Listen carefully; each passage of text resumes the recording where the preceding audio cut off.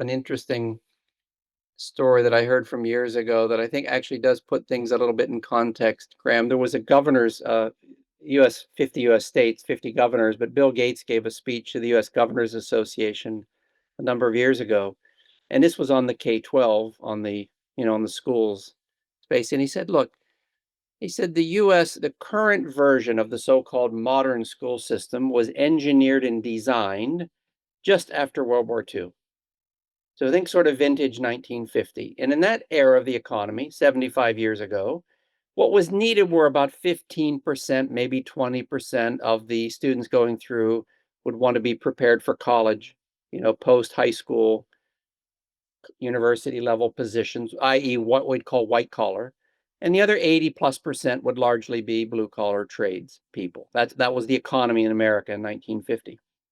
Of course, what's happened in the intervening, and he described the schools as a purpose-built factory that was engineered and was designed to do that. And it did a great job at it. It did a wonderful job. So for all those decades, the problem is it just keeps motoring on.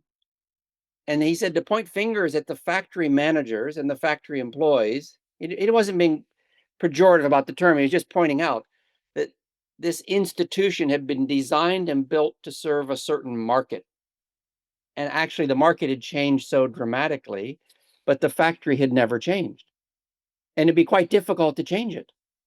It's not easy. And so Gates's approach, the Gates Foundation approach, was to begin to fund some innovative startups that would launch a new approach, new school, effectively started a series of new schools that would take a different approach where they're designed for 90+% of the students to go on to college and get professional education and be able to enter the modern world in a successful way, to be launched successfully, because we no longer need 80-90% trades people. We do need some, of course we need them, but it's not, the ratio is completely upside down.